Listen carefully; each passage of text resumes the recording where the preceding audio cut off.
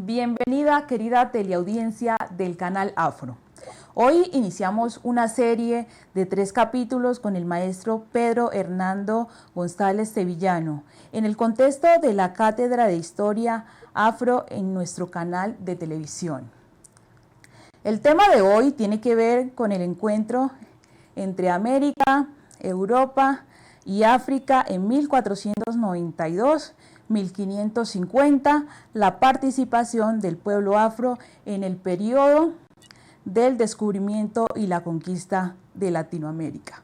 Pedro Hernando González Sevillano es un investigador, académico e intelectual del Pacífico colombiano. Para la comunidad afro y afrodescendiente, Pedro Hernando González Sevillano ha hecho aportes fundamentales para el rescate de la identidad y la revaloración del papel del afrodescendiente en distintos momentos históricos de América y de Colombia en particular, apoyando la historia, la sociología y la antropología fundamentalmente.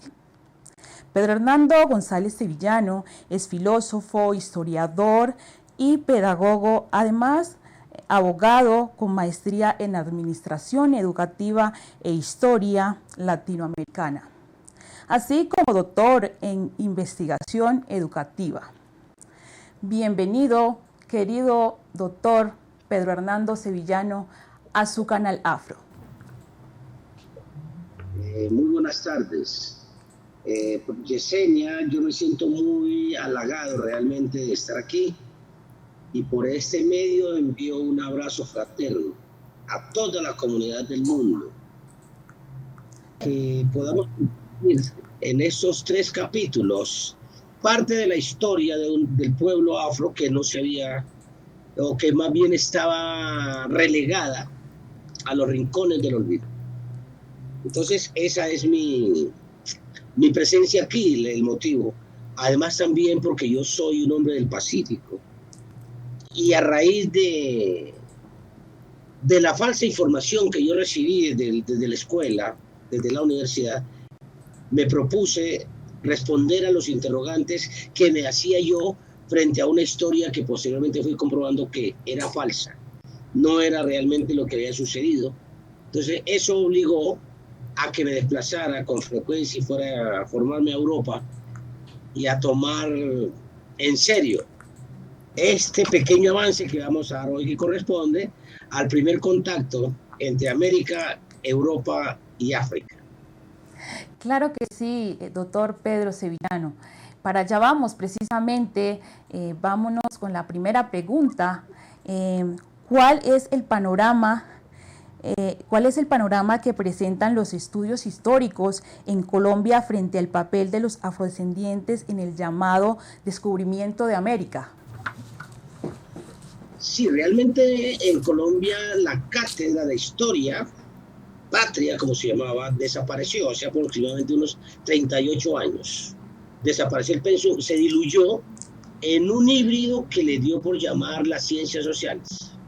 Entonces la historia perdió autonomía y esa materia pues realmente no significó ningún tipo de avances porque se quedó tras la reja o encerrada más bien entre las rejas de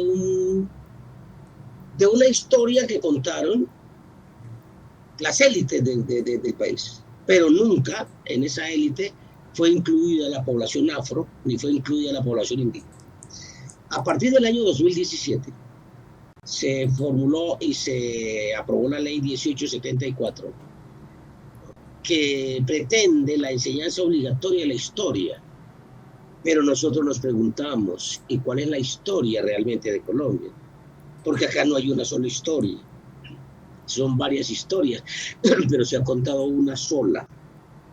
Entonces se pregunta uno, bueno, ¿y quién enseña la historia? ¿Acá hay profesores de historia o son historiadores? ¿O son aficionados a la historia? ¿No? Entonces hay muchos elementos que vienen de la mitología de todos los pueblos. Han creado mitos y leyendas. Y entonces esa fue la que se nos quedó. Y por eso hoy estamos bajo ese marco con la posibilidad de que se construya una historia para toda Colombia, para todas sus regiones, en donde quepan todos los colombianos. Ahora, hay un fenómeno histórico también muy importante, y es cuando se enfrenta el hecho histórico a la interpretación de ese hecho histórico. Son dos cosas distintas. El hecho histórico es único, es real, es objetivo, pero la interpretación de ese hecho está mediado por muchos otros elementos. Tomemos el caso del descubrimiento de América, entre comillas. Realmente fue un descubrimiento, fue un encuentro, fue una invasión, fue un genocidio, fue una masacre. Todos esos calificativos pueden ser entendidos y analizados dentro de ese concepto. Para el europeo fue un descubrimiento. Los europeos encontraron en América más de lo que estaban buscando en su ruta hacia las especies. Pero los indígenas no celebran esto como un encuentro. Para ellos fue una invasión, fue una masacre. Porque murieron muchos de sus hermanos. En los primeros 50 años, creo que el 80% de la población indígena americana entró en franca desaparición. Y para los africanos, traídos posteriormente en condición de esclavizados, tampoco puede ser un descubrimiento. Entonces, allí hay elementos que permiten el debate, la interpretación histórica.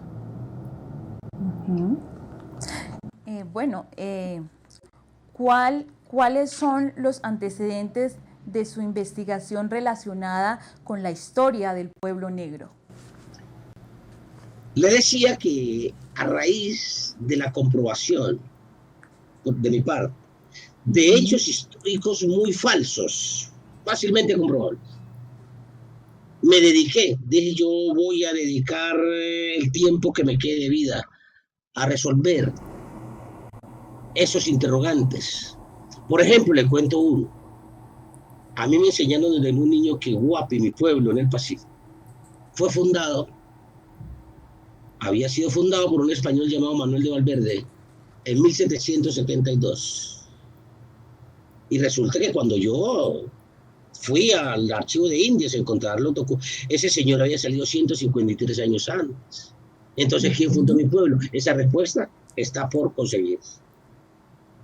La primera pregunta que se convirtió, yo cada pregunta que me he hecho he tratado de convertirla en una investigación y de ahí se genera uno o varios libros, artículos y ponencias.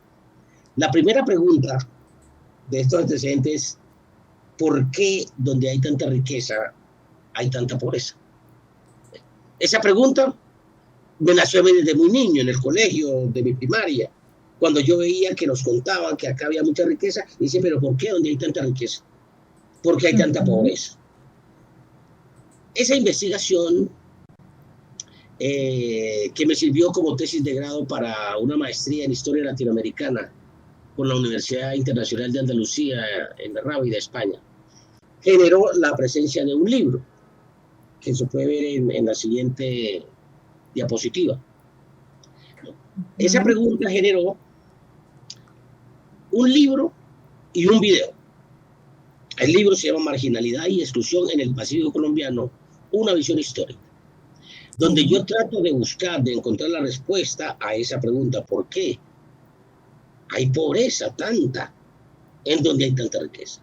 Pero como ese trabajo iba a ser calificado por profesores europeos que no conocían la región, entonces se me ocurrió participar en un concurso y gané el concurso y me permitió la elaboración del video que se llama 500 años de marginamiento y exclusión, una historia que no ha cambiado. Entonces allí se muestra y le llamó mucho la atención a los profesores europeos de cómo se había podido aglutinar elementos tanto fácticos como reales.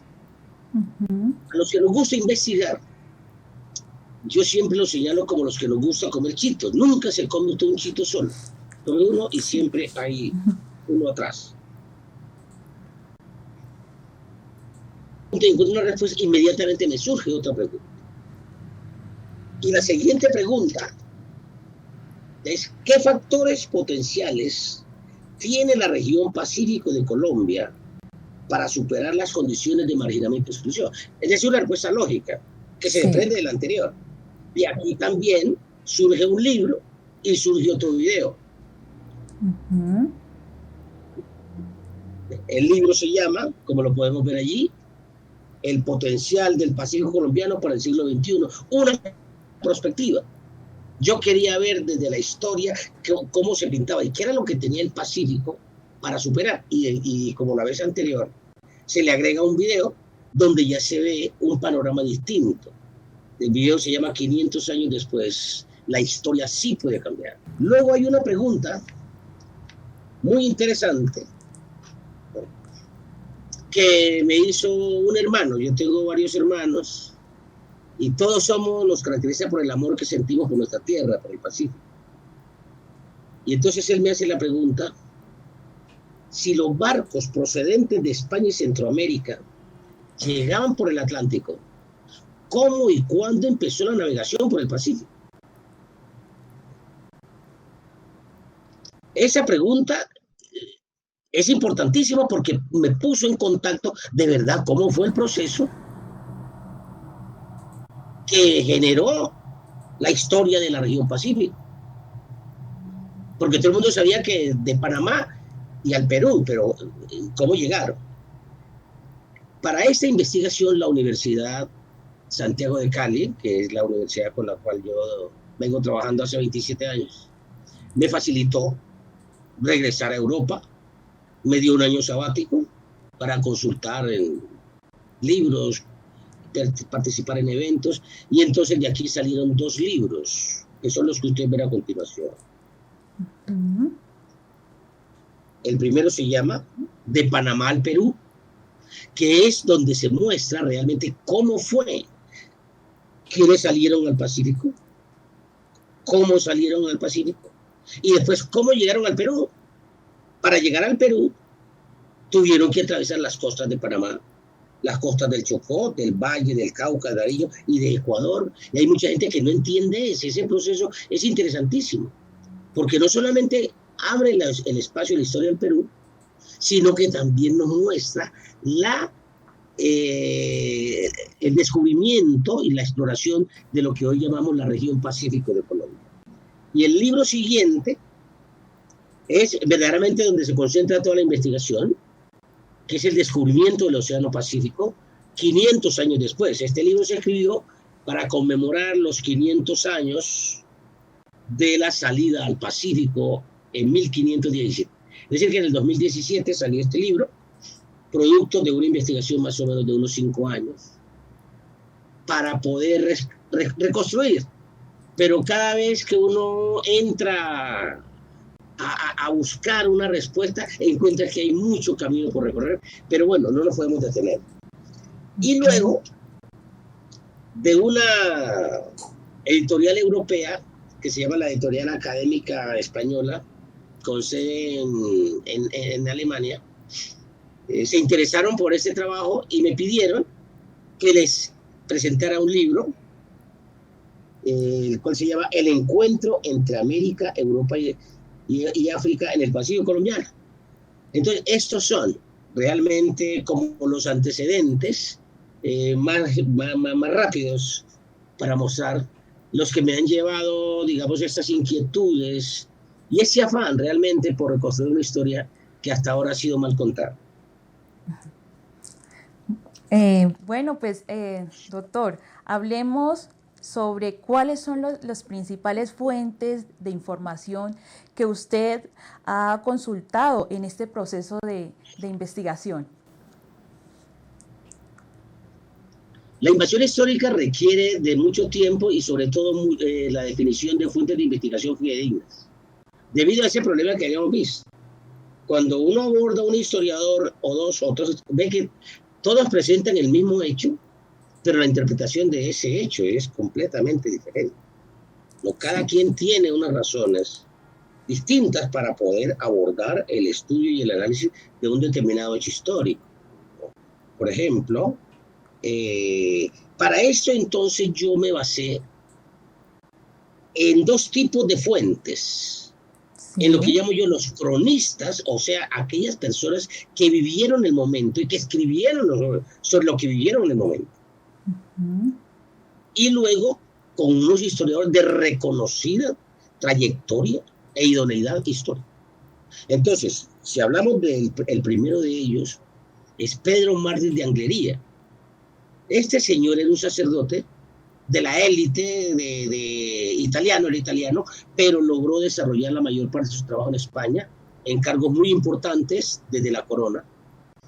Este señor fue vinculado al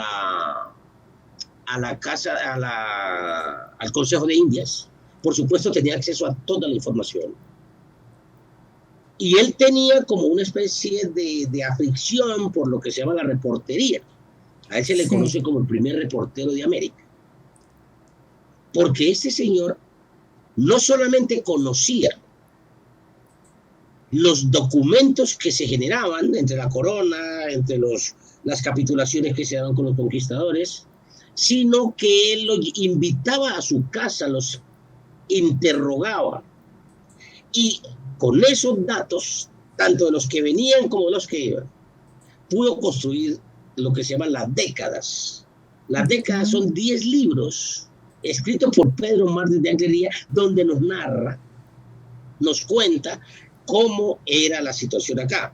Pero desde luego, usted sabe que él era sacerdote, ¿no? Y él tenía su visión religiosa, y además era muy cercano a los cardenales, a los obispos, y hasta los papas de Roma.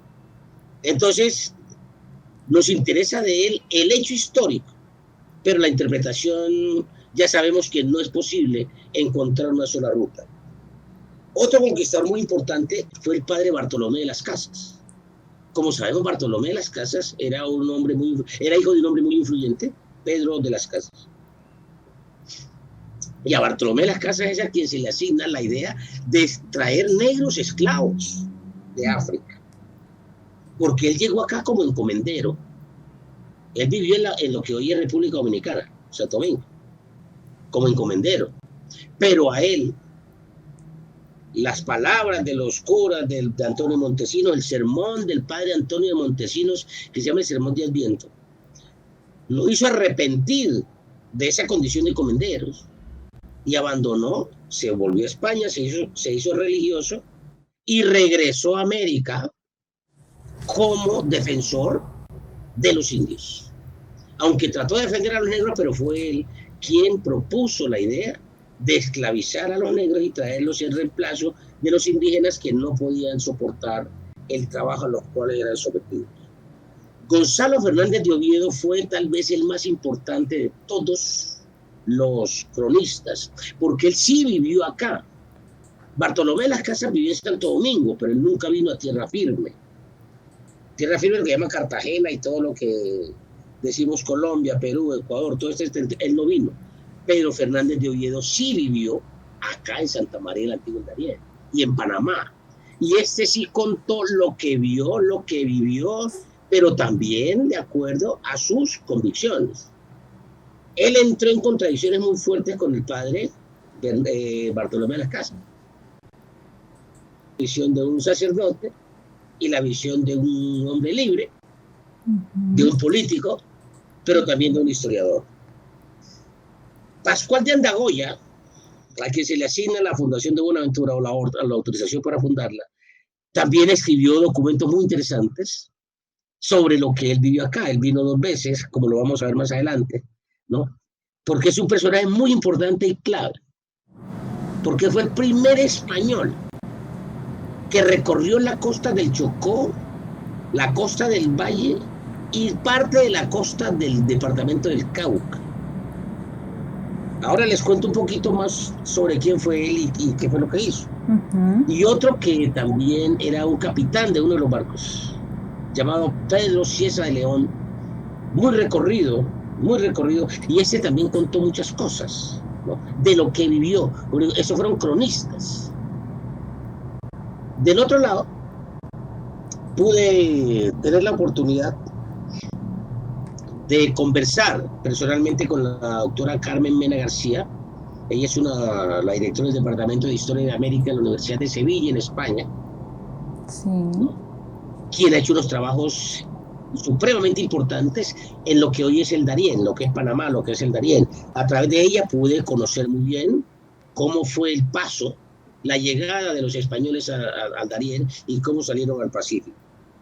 Catherine Romoli fue una historiadora norteamericana, murió hace poco, que también hizo trabajos muy importantes. Pues el profesor Germán Colmenares, todo el mundo lo conocemos aquí en Colombia, es un hombre de mucha trayectoria. Y Gilberto Castillo es un historiador actual, vigente, con quien nos conocimos en una feria del libro, a raíz de su novela Balboa y el Pacífico. Entonces, como ven, estos hay que escoger muy bien las fuentes. Fuera de eso, pues hice trabajos de archivos, especialmente en Sevilla, donde yo estudiaba, donde yo vivía. Y algo muy importante fue el congreso que se hizo en Sevilla para celebrar los primeros 500 años de la salida al Pacífico. Ese es más o menos el panorama del manejo de las fuentes. Ahora, algo muy importante para destacar, a raíz del 5º centenario del descubrimiento de América, como llaman los europeos, muchas universidades, investigadores y grupos de investigación se vincularon a este proceso, y toda esa información que estaba en el español arcano, lo han convertido, lo tradujeron, y hay una organización de los archivos muy bien lograda. Entonces, esas son las fuentes principales para este trabajo que cubre solamente lo que tiene que ver con el Pacífico. Doctor, en el primer viaje que Cristóbal Colón realiza a América, ¿hubo negros en ese viaje? Con toda seguridad hubo negros, pero no negros esclavos. Es que ahí está la diferencia, mi querida José. Se ha creído vanamente y falsamente y artificialmente creer que todo el que era negro era esclavo. Y eso es falso. Eso es falso. Ahora le voy a dar los nombres de los negros que viajaron. Todos sabemos que Colón en su primer viaje lo hizo en 3 carabelas. Sí. Una grande, que era una nao donde venía él, que era la Santa María, y 2 pequeñas naves que eran la Pinta y la Niña, que venían gobernadas, manejadas por 2 hermanos, Martín Alonso Pinzón y Vicente Yáñez Pinzón. Cuando uno va, afortunadamente yo tuve la oportunidad de vivir en esta zona, eso muelle en las 3 carabelas que están allí, es un homenaje que hizo España para conmemorar el 5º centenario del descubrimiento. Es muy bonito. Allá están las naves en su tamaño natural. Ahora, me gustaría que fuéramos primero y yo les voy mostrando por qué yo aparezco ahí en las fotos. Perfecto. Pero me gustaría primero contarle esta zona. ¿No? Esas 3 carabelas fueron las que hicieron el primer viaje.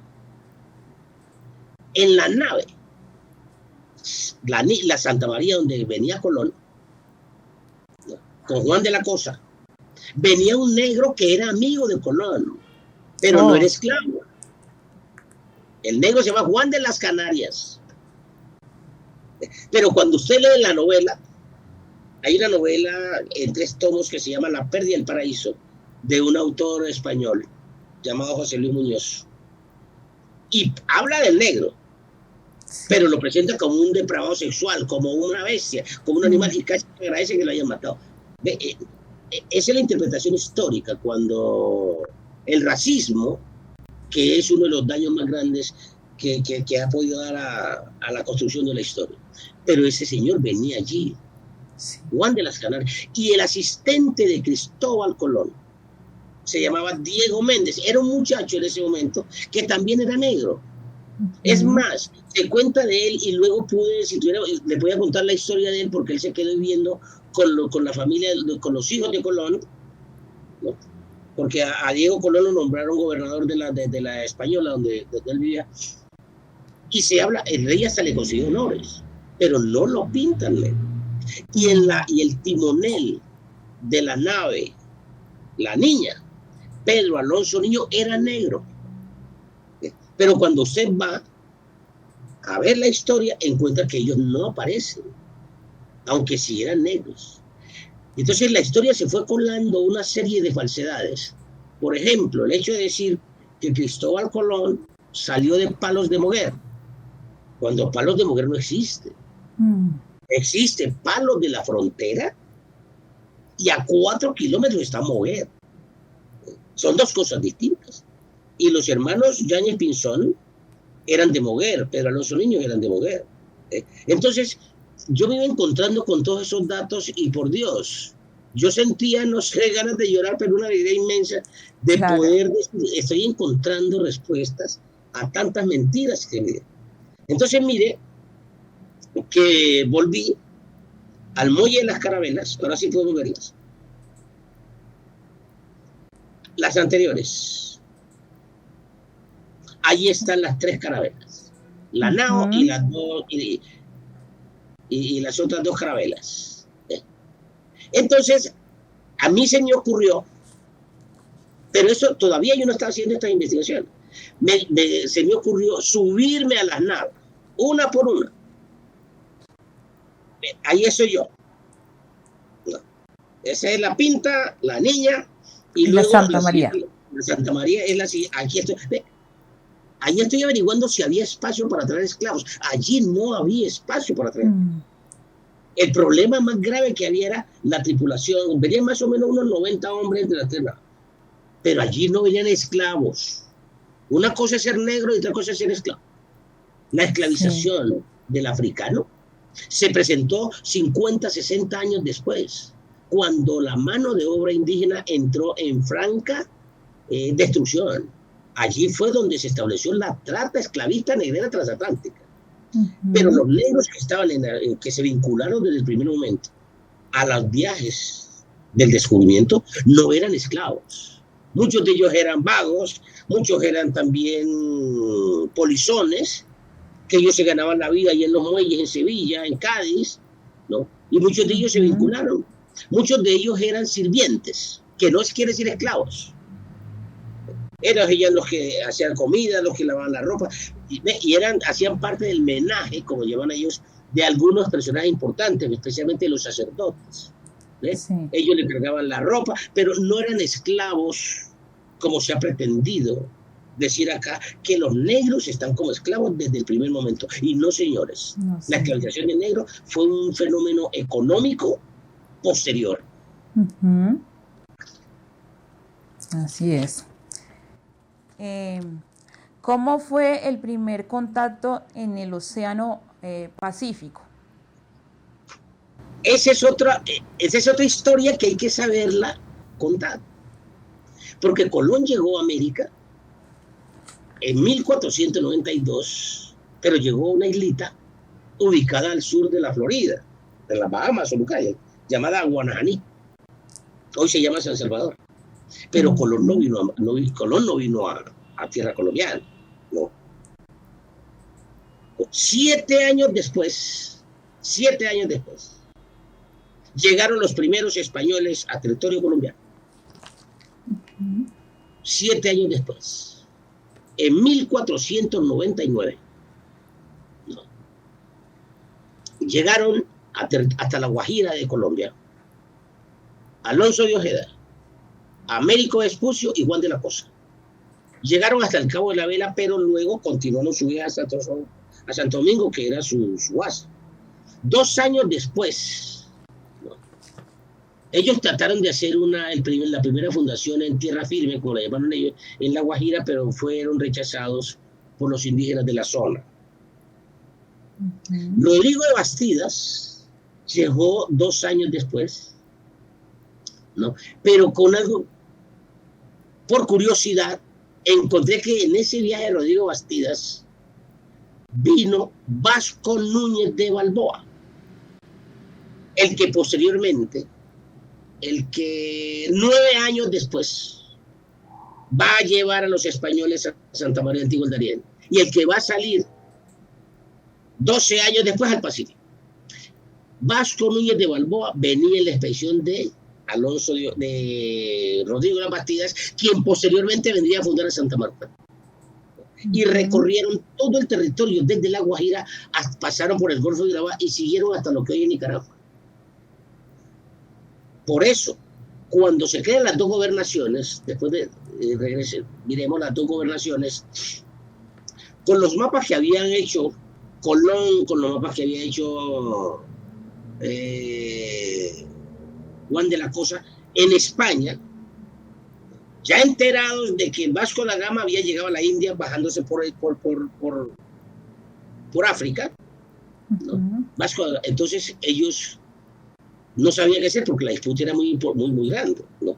Colón creía siempre creyó que había llegado a la especería de Zipango y de Catay, ¿no? Entonces España organizó este territorio que llamaron Tierra Firme en dos gobernaciones. La gobernación que se llamó Nueva Andalucía, que como ustedes ven, iba desde La Guajira hasta el Golfo de Urabá. Solamente la costa, porque hasta ese momento no habían penetrado el territorio. Y esa gobernación se le entregaron a Alonso de Ojeda. Y la otra zona que va del Golfo de Urabá por Centroamérica hasta Nicaragua se llamó Castilla de Oro. Y esa se la dieron a Diego de Nicuesa. Ambos gobernadores fracasaron en su intento. Pero la cuestión es cómo penetraron al Darién y cómo salieron al Pacífico. Eso fue obra de Vasco Núñez de Balboa. Con el fracaso de Ojeda le tocó abandonar desde San Sebastián de Urabá. Él abandonó y Diego de Nicuesa se ahogó por allá en Cuba. Entonces, el rechazo de los indios de Urabá le salvó la vida a Vasco Núñez de Balboa, que venía como un polición en el barco que venía en apoyo Martín Fernández de Enciso. Y él le dijo, ya, yo conozco unos indígenas que están más al norte, que no usan flechas envenenadas. Y los llevó al Darién, allá a Semaco, y allí fundaron, después de desalojar a los indios, que se llama la primera fundación perdurable en tierra firme, que fue Santa María de la Antigua del Darién, que como ustedes ven en el mapa anterior, está hoy en lo que corresponde al territorio de Unguía en el Chocó.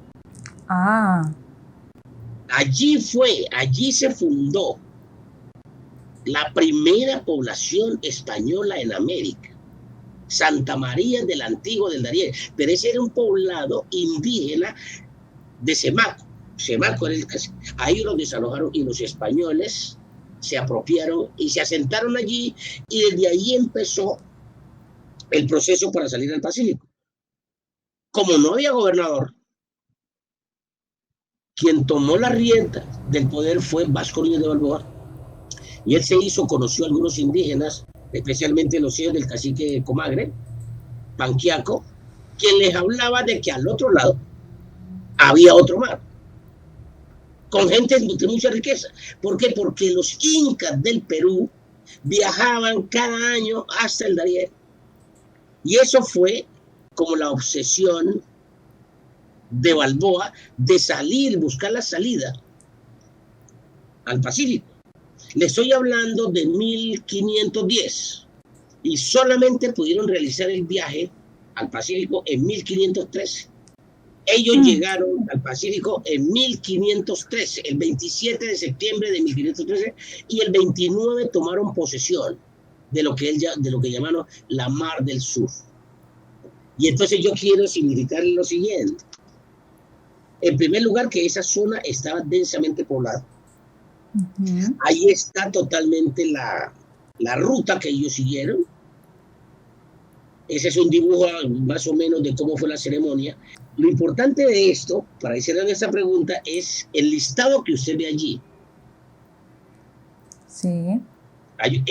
Mire que ahí subrayo a dos personajes, dos negros. 67 españoles tomaron posesión del Océano Pacífico el 29 de septiembre de 1513.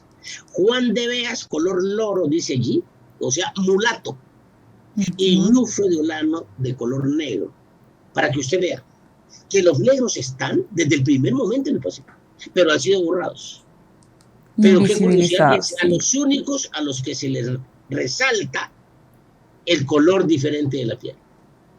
Entonces, ese es el proceso por el cual se salió al Pacífico. Ese es más o menos cómo fue ese encuentro. El segundo encuentro, digo yo, porque el primero fue el de color, este es el segundo encuentro.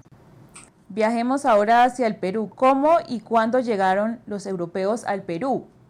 Eso también es otra novela, que afortunadamente pues ya la tenemos bien cronometrada. Con la salida del Pacífico, ¿no?, se generó en España una gran revolución, porque realmente estos personajes empezaron a enviar oro y a conseguir oro, ¿no? Por eso armaron, es la presencia de Pedro Arias Dávila, el famoso Pedro Arias Dávila, que llega y entonces autoriza el recorrido porque ellos escucharon una palabra que era el Perú. Hablaban de una tierra muy rica, pero ellos no sabían dónde estaba el Perú. Fíjense, de Panamá para llegar al Perú. Esa es obra. El primero que intentó llegar al Perú fue Pascual de Andagoya. Pascual de Andagoya salió del Perú, atravesó hasta llegar a lo que hoy es Buenaventura y siguió un poco más al sur de Buenaventura, hasta el río Micay, a un sector que se llama Noanamito, y desde allí se planeó, ¿no? Así que la llegada al Perú fue obra de Pizarro. Pascual de Andagoya sufrió un accidente y tuvo que abandonar la empresa y se la entregó a Francisco Pizarro y a Diego de Almagro.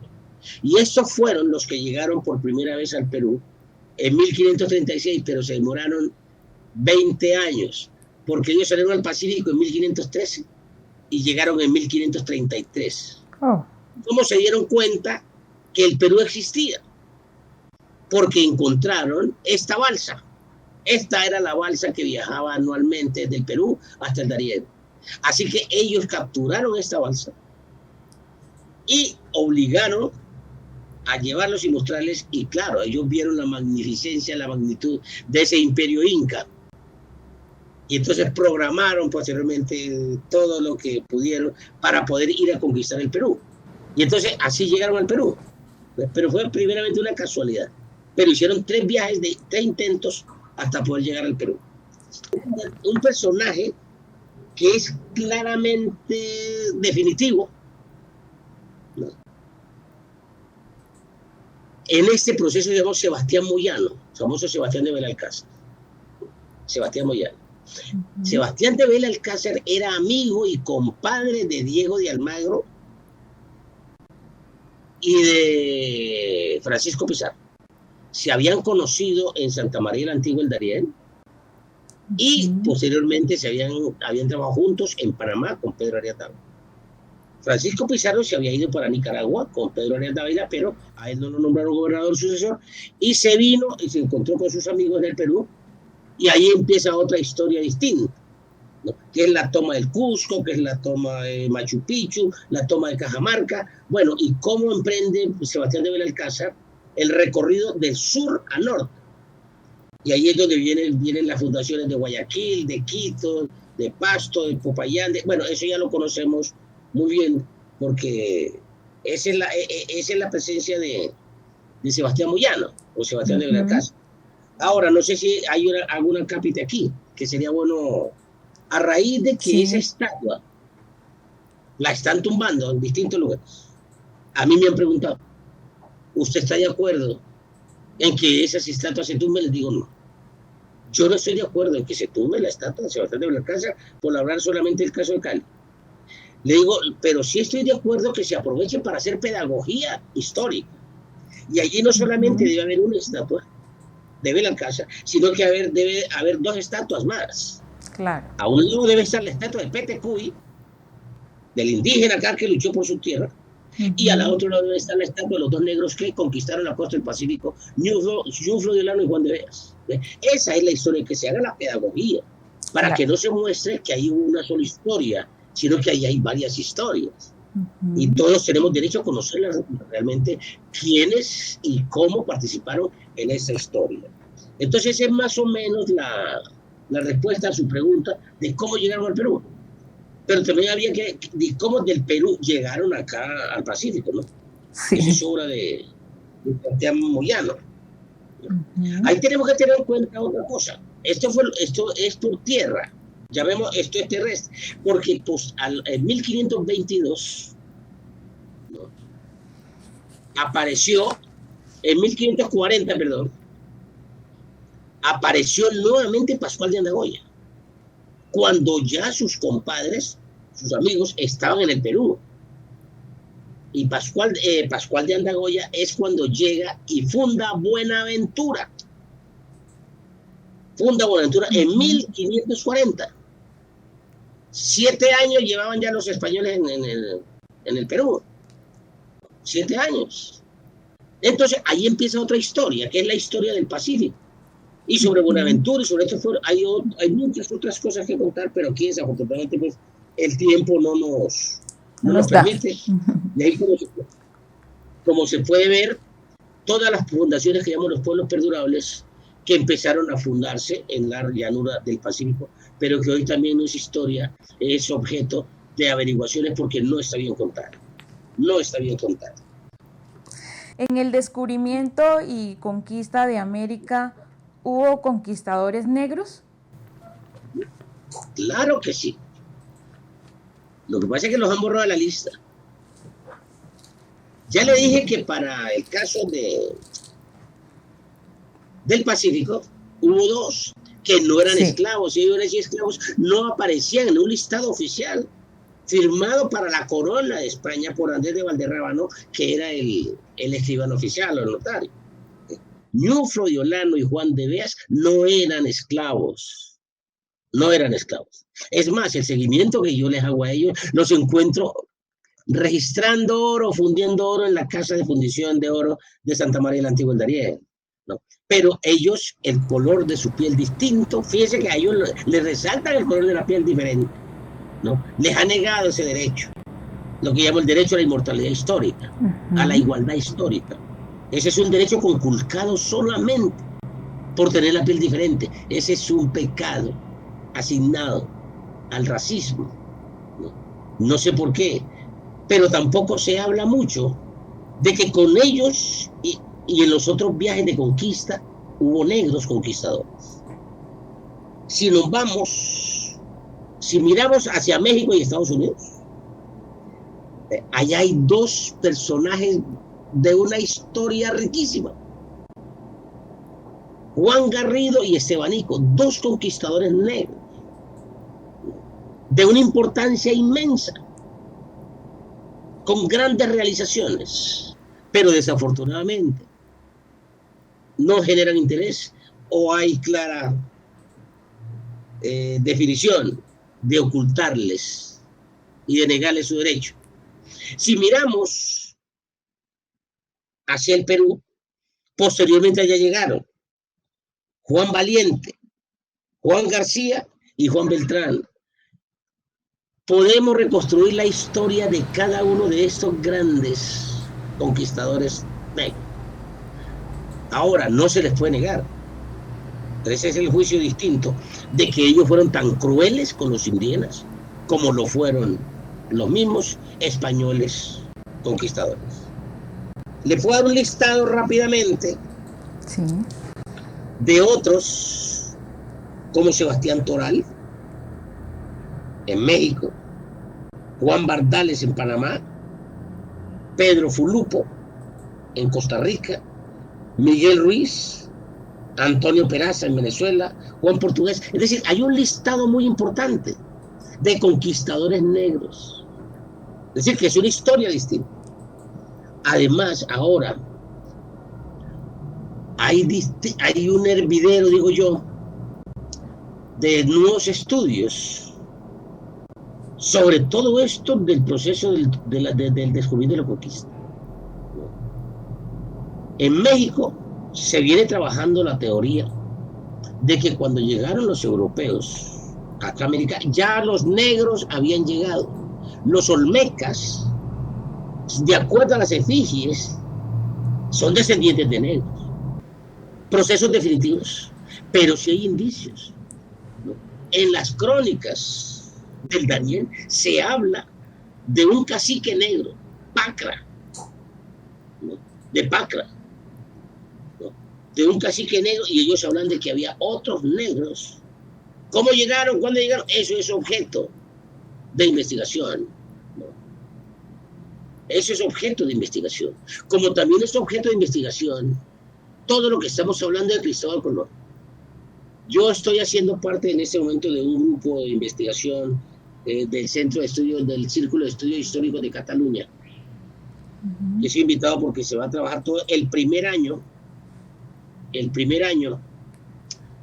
siglo, perdón, del descubrimiento de América, como llaman ellos. Para los catalanes, ese es Cristóforo Colombo, que nosotros hablamos de Cristóbal Colón. Dicen que ese señor no era el que nosotros hablamos, que ese era un señor catalán, porque lo que él escribe es en catalán. Entonces, ¿cómo olvidó su lengua nativa, que era italiano? No. Aquí estoy terminando un artículo sobre esto, porque hay una profesora investigadora que dice que ese Cristóbal Colón, su nombre era gallego en primer lugar, era de Galicia, y que su verdadero nombre era Pedro Álvarez Sotomayor. Es decir, que en este momento todas estas verdades históricas, entre comillas, están siendo retomadas. ¿Por qué? Porque se ha encontrado que mucha de esta información fue manejada con carácter político y religioso, ¿no? Desde la Inquisición, desde la Casa de Contratación, desde el Consejo de Indias, que está manejado principalmente por sacerdotes, ¿no? Juan de Fonseca era un obispo, arzobispo o cardenal, no sé, y como usted ve, allí se jugaba mucho lo que tenía que ver con el secreto de Estado. Este es más o menos el momento en que nos permite entrar a una etapa distinta de la historia de América y de Colombia, que es el periodo que llamamos la colonia. Porque a partir de 1550, cuando España decide dedicarse, es decir, convertir eso en una colonia, y empieza a enviar, digamos, a establecer una infraestructura político-administrativa, entonces cambia la cosa. Ya no hay conquista, ya no, ahí es colonia, ya es el sometimiento, pero desde la perspectiva administrativa. Entonces, en una próxima, ¿aquí qué podríamos estudiar en la colonia? Pues la esclavización, porque ya se da la esclavización a gran escala, como un negocio económico, ¿no? Que se le dio el nombre de la trata esclavista. Y aquí podríamos estudiar pues toda la normatividad que siempre estuvo en contra de los esclavizados. Entonces yo quería pues ir cerrando con eso, mi querida Yesenia, de este panorama, porque el próximo ya nos muestra una perspectiva diferente, ¿no? Perfecto.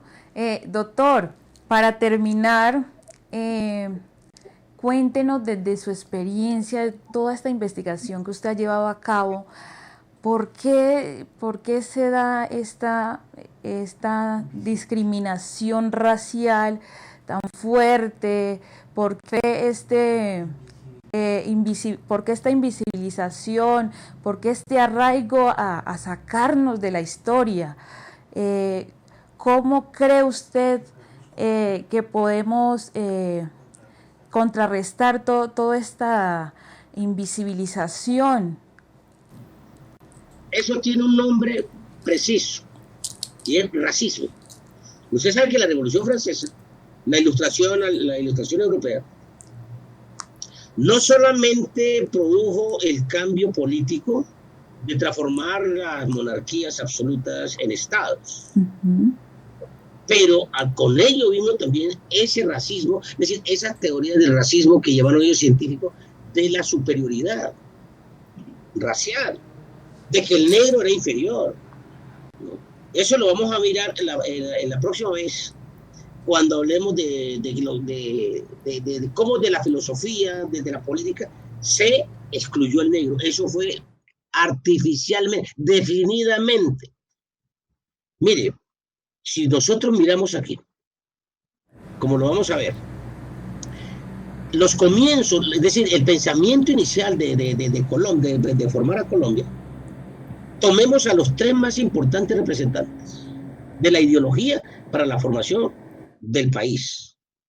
José Ignacio de Pombo,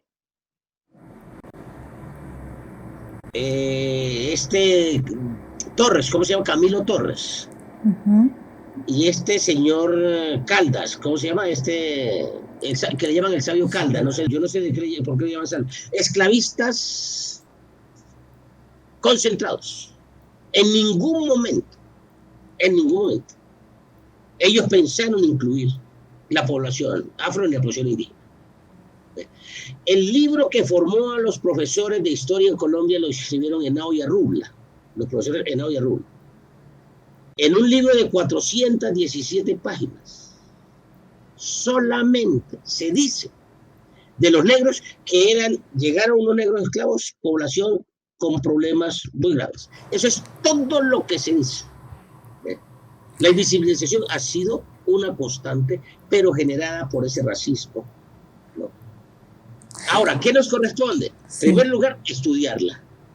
Claro. ¿No? Estudiarla, comprenderla, ¿no? Y luego sí tomar decisiones. Nosotros no tenemos representación, es decir, no tenemos mando político ni económico. Todavía depende. Fíjense que en las 7 constituciones de Colombia jamás se dijo que los negros hacían parte de la nacionalidad. ¿Eh?